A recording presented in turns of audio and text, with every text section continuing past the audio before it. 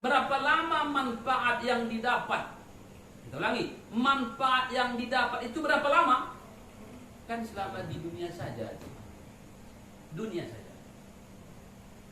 Itulah tadi falamma adha'at ma haulahu, manakala api itu menerangi sekitarnya, dapatlah dia manfaat. Tapi seketika zahaballahu binurihim, Allah memadamkan api mereka itu, hilanglah manfaat, berhentilah, berakhirlah manfaat yang mereka dapat dari kepura-puraan, dari cahaya itu. Jadi di sini dari kepura-puraan itu. Wa tarakahum fi zulumatin la yubsirun. Allah tinggalkan mereka, Allah biarkan mereka dalam kegelapan. Di sini maknanya dalam kuburan sampai ke akhirat. La yubsirun, mereka tak dapat melihat. Summun bukmun umyun fahum la yarji'un. Orang yang sudah padam api tadi tak dapat melihat, buta pula, diumpamakan buta, umyun, buta pula orangnya. Bukmun, bisu pula. Summun bisu. Bukmun summun tuli ya, tak mendengar. Bukmun bisu, umyun, buta. Padahal untuk bisa bergerak dari tempat gelap tadi, itunya andalan kita. Kalau tidak mata yang membuat kita bisa berjalan menuju tempat yang mungkin terang, mata berjalan, mata pun buta. Kalau taruhlah mata buta, mungkin dia mendengar suara orang.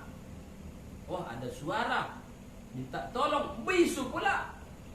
Ini sudahlah dia tak bisa bicara, sudahlah dia tak bisa melihat, tak bisa bicara pula, tak bisa mendengar pula, tak bisa bergerak dari tempat gelap tadi.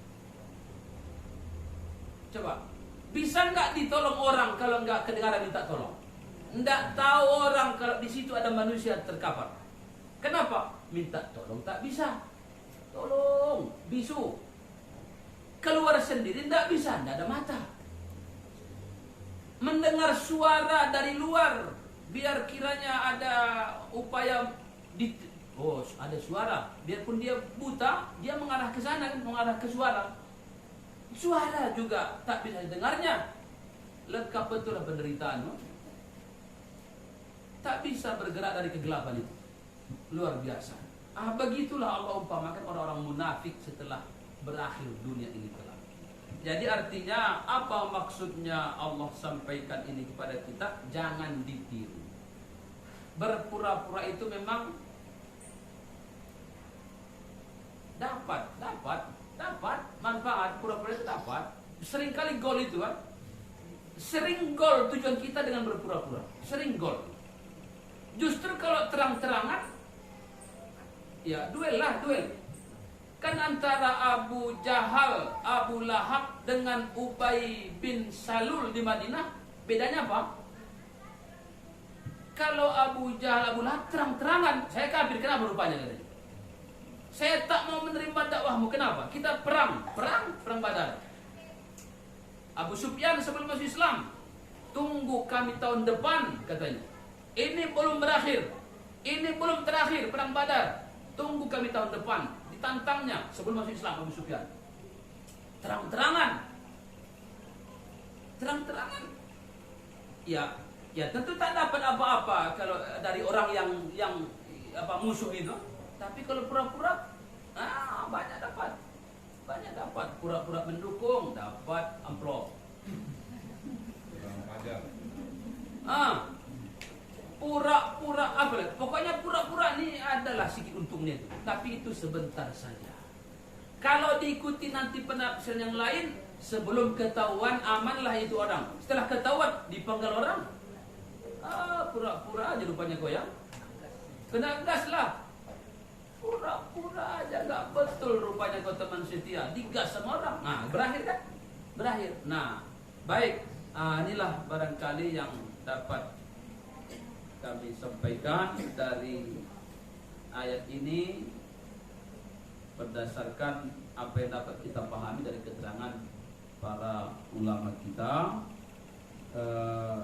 agar dapat lebih paham tentunya ya kita baca kitab-kitab tafsir yang lain, yang terjemahan juga saya kira ada. Tafsir As-Sa'di ada terjemahannya. Yang tidak terjemahan murni menggunakan bahasa kita, ada tafsir Al-Azhar Buya Hamka, ada tafsir Al-Misbah Quraisy Shihab, ada tafsir An-Nur Hasbi As-Siddiqi, dan tafsir-tafsir lainnya. Nah, biar kita lebih paham, bertambah paham dia tentang ayat ini, ada kesempatan kita baca masing-masing. Baik, mudah-mudahan apa yang kita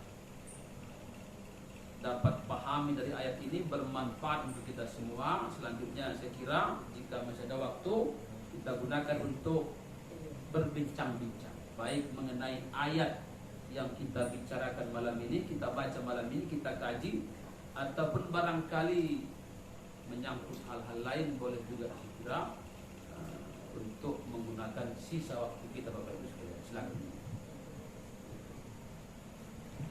Kepada Bapak Ibu yang ingin bertanya, kami persilakan.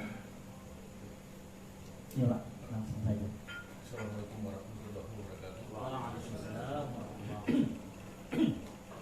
Jadi yang mau saya tanya Pak Ustadz, yang dimaksud dengan istidrak itu yang seperti apa itu Pak Ustadz? Sanastadrijuhum min haitsu la ya'lamun, dalam Quran. Sanastadrijuhum min haitsu la ya'lamun. Kami akan mengulur-ulur, membiarkan kejahatan mereka tanpa mereka sadar. Bahkan ada begini, setiap bertambah kejahatan seseorang, bertambah pula nikmat yang dia dapat secara zahir. Tapi sebenarnya itu memperdalam jurang kesesatan dia. Seperti apa istidrak itu? Begini, kalau ada kita tengok orang tidak sholat, tidak puasa, tidak zakat, penipu pula, tapi lancar jualannya, kaya dia, itu kemungkinan istidrak. Kalau sampai mati dia tidak kita lihat atau kita ketahui orangnya taubat, itu istidrak lah itu contoh. Sanastadrijuhum min haitsu la ya'lamun. Kami beristidrak. Istidrak itu diulur-ulur. Kenapa Allah ulur? Falamma zaghu azaghallahu qulubahum, dalam Quran. Karena mereka memang pengennya betul-betul menyimpang, Allah biarkan mereka menyimpang. Jadi ibarat anak tak bisa dibilangi lagi. Kan ada anak tak, nauzubillah, mudah-mudahan tidak ada anak kita Bang. Ada anak tak bisa dibilangi. Apa kata ayah terakhir? Lantak kau lagi. Mau tak sekolah hanya uang, pikir kau main-main gitu. Nanti begitu kecelakaan, apa kata ayahnya? Enak kan katanya. Enaknya yang jatuh itu katanya. Enak yang tak sekolah itu. Pikir lagi, ini uang katanya. Itu apa namanya itu? Kalau bahasa kami di Perancis itu manyuna namanya itu. Bahasa Indonesianya apa manyuna ini? Masa bodoh. Apa namanya? Ya. Betul-betul dia enak-enak tidak difasilitasi. Udahlah suka hati kau lah nah katanya. Di masa bodohin gitu ya. Di masa bodohin ya. Jadi kira-kira istilah itu begitu, di masa bodohin. Jadi kalau manusia ini pun ada begitu. Karena memang tak mau diberi nasihat, sudah summun bukmun omyun tadi, Allah biarkan sesuka hatinya. Nah, jadi jualan pun dia lancar juga. Karena memang dalam Islam ini tidak ada begini. Tidak ada paksaan untuk beragama. Baik paksaan langsung pakai pistol atau paksaan halus. Bagaimana paksaan halus? Berjualan orang tak laku, Selidik punya selidik, rupanya karena tak Islam. Ada nggak begitu? Nggak begitu Allah buat. Tapi kalau orangnya nakal bisa juga. Biasanya nakal kemudian Allah hambat kenakalannya, itu justru baik kadang-kadang. Allah ingin dia balik. Nah, jadi dalam agama Islam itu nikmat harta ini selagi tepat caranya, tepat tempatnya, ditempuhnya cara-cara berjualan yang benar, apapun agamanya, laku Allah buat. Kenapa? Kalau nanti ternyata asal tak Islam tak laku jualannya, itu kan maksa namanya. Maksa halus. La ikroha fiddin. Akidah itu nak boleh dipaksa, harus sukarela. Harus sukarela. Dari paksa, baik dipaksa secara kasar langsung atau secara halus. Asal tak Islam tak dapat uang. Itu kan memaksa namanya. Allah tak ingin iman yang terpaksa. Allah hanya menerima iman yang tulus. Sebagaimana ibu tidak menerima cinta yang terpaksa, hanya menerima cinta yang tulus. Kami juga laki-laki. Allah pun tidak menerima iman yang terpaksa. Allah hanya menerima iman yang tulus. Nah, jadi misalnya lah begini, Bu. Datang misalnya suami, dek, sebenarnya dulu karena disuruh mamanya aku datang, makanya jadi gitu, dah. Jadi bukan abang yang suka dulu, enggak, mama yang mau ambil baru tulang katanya. Kira-kira hambar nggak ibu rasa itu, atau berkurang nggak rasa itu? Kenapa? Tidak tulus berarti. Allah tidak menerima iman yang terpaksa. Allah hanya menerima iman yang tulus. Jadi itu udah belok sih dah, dan kembali kepada istidrak tadi, diulur-ulur. Kenapa diulur-ulur? Ini juga penting pertanyaan ini, karena orangnya memang sudah tak mau dibilangi. La yatta'izu bimau'izah. Dia tak mempan lagi dinasihati. Karena tak mempan lagi dinasihati, sudah keras hatinya, thumma qasat qulubuhum min ba'di dzalika fa hiya kal hijarah aw ashaddu qaswa. Dia seperti batu, bahkan lebih keras lagi. Akhirnya karena tak bermanfaat lagi nasihat, dibiarkan. Allah pun membiarkan. Nah, itu istidrak namanya. Cari uang pun dia dapat saja. Cari jabatan dapat saja. Itu meninggi-ninggikan tempat jatuh. Justru. Baik, itu yang dapat kita pahami tentang makna istidrak. Wallahu a'lam bishawab. Terima kasih. Ibu, satu lagi. Ibu. Kepada Ibunda, ada kira-kira sekitar satu pertanyaan lagi.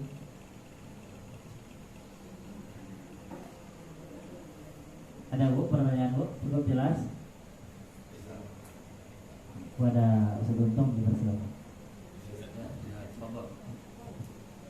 Ini yang pertama Ustaz, terkait dengan moderasi beragama.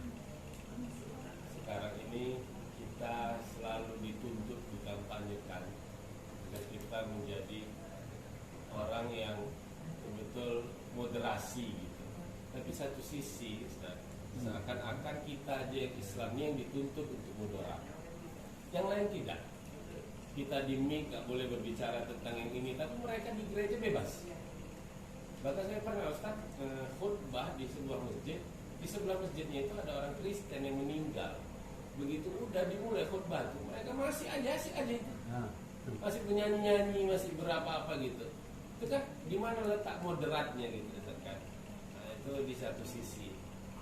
Baru yang kedua Ustaz, terkait masalah pura-pura tadi. Pura-pura masuk ke Islam, tapi ada maunya karena mau menikah masih Islam dia.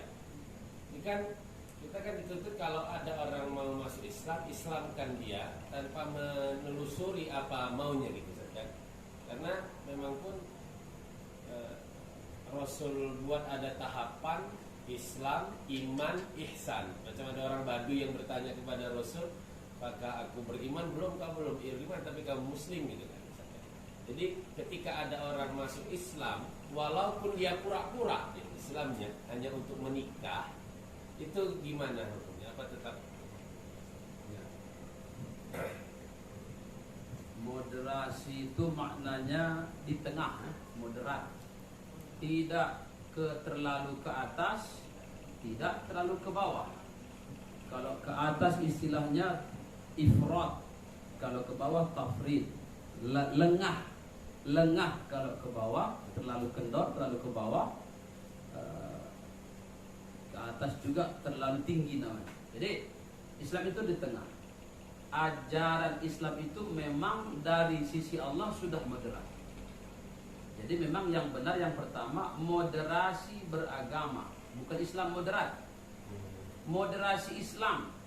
Kenapa? Karena Islam itu memang bersifat moderat, bukan Islam moderat. Itu salah. Nanti ada Islam tak moderat berarti. Yang moderat itu kita memahami Islam itu secara moderat. Moderat itu tadi sesuai paham yang benarlah dalam Islam ini. Kenapa? Islam itu sudah moderat. Jadi kalau benar pemahaman kita otomatis moderat, kan begitu ya? Islam itu sudah moderat dari sononya, dari sisi Allah. Kalau benar kita memahaminya pasti moderat bawaan. Apa dia contohnya? Itu tadi menghormati orang lain kan moderat. Menghormati tetangga. Tapi kalau misalnya orang sedang sholat, bumbam juga musik dan acara orang meninggal, berhentilah dulu. Kalau betul kita ini sama-sama ingin saling menghormati. Nah, moderat itu seperti itu ya. Antara lain tadi menghormati tetangga, menghormati orang lain, berikan hak-hak orang lain, itu kan moderat. Toleran juga namanya. Jadi memang terasa bahwa tuntutan itu timpang gitu Pak. Ke sebelah saja yang dituntut untuk toleran, moderat, yang lain terasa sekali tidak. Nah, kemudian yang kedua tadi apa tadi itu? Masih Islam.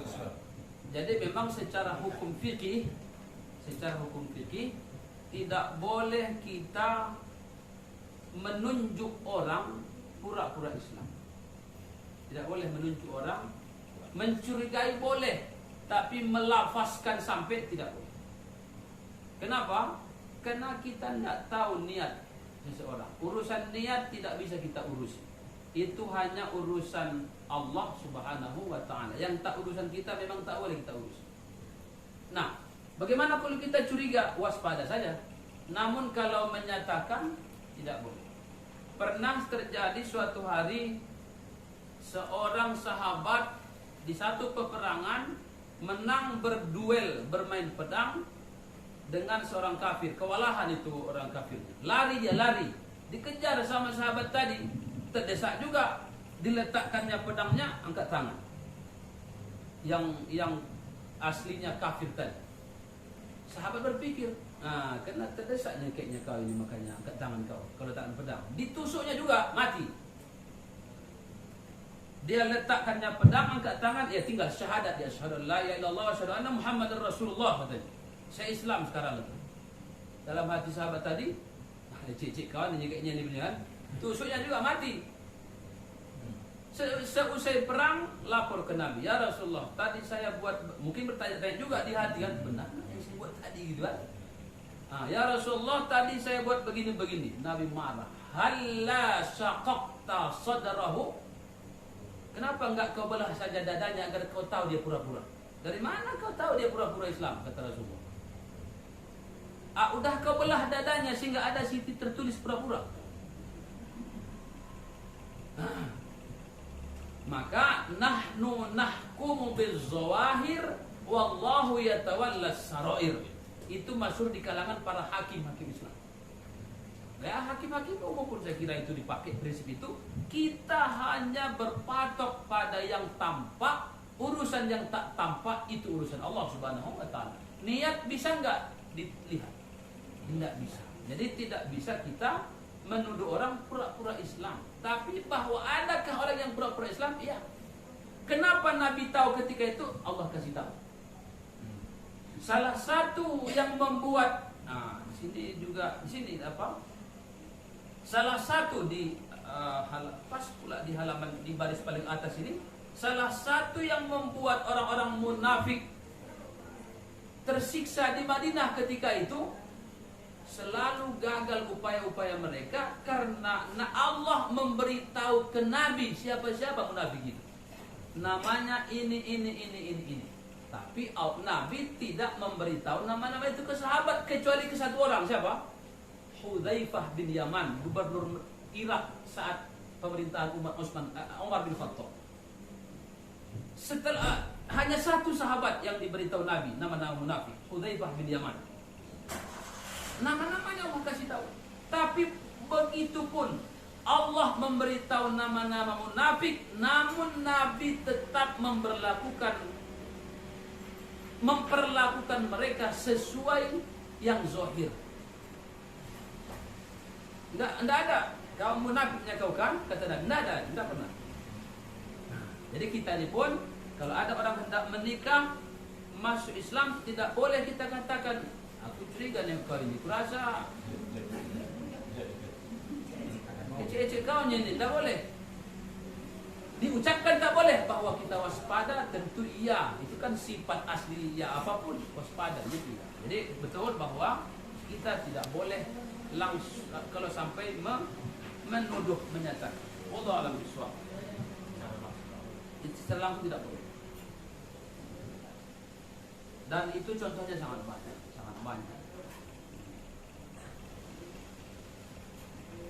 Tentang moderat tadi memang itu panjang pembahasannya. Dia nanti seiring dengan pembahasan Islam merupakan rahmatan lil alamin. Kan itu juga sering. Enggak boleh ngamuk-ngamuk, enggak boleh tegas-tegas sekali. Mesti karena Islam itu rahmatan lil alamin katanya. Kira-kira bagaimana itu panjang pembahasannya. Coba nanti di surah Al-Anbiya tidak salah. Mohon maaf juga agak menyita waktu sedikit. Wa ma arsalnaka illa rahmatan lil alamin. Ada tu ayatnya wa ma arsalnaka al-anbiya di ujung-ujung tidak salah. Mana dia?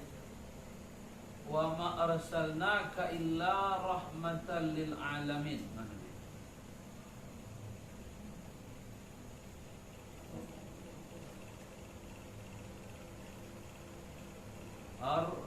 Arsalnaka, biar kita lihat. Al-Anbiya 107. Ayat Al-Anbiya 107. Yang mau kita tegaskan, inilah yang sering dipakai orang untuk mengajak kita menjadi Islam yang toleran. Muslim yang toleran maksudnya. Kalau Islam itu sudah pasti toleran, Muslim yang toleran. Karena Islam itu rahmatul alamin katanya. Letak kerahmatan Islam itu apa? Pelajari surah itu. Paling tidak satu halaman. Apa di ayat ini? Kami tidak mengutusmu kecuali sebagai rahmat untuk seluruh alam. Katakanlah innama yuha ilayya inna annama ilahukum ilahun wahid. Katakanlah kepada mereka wahai Muhammad, sesungguhnya yang diwahyukan kepadaku adalah bahwa Tuhan itu Allah yang Esa, Tuhan yang Esa. Fahal antum muslimun? Maukah kalian masuk Islam? Fa in tawallau faqul adzantukum ala sawa. Kalau mereka berpaling, aku ajak kalian untuk satu kesamaan, yaitu yang meyakini hari akhirat, yang saya tak tahu apakah dia sudah dekat atau masih lama. Intinya apa? Yang namanya rahmat itu kan kasih sayang.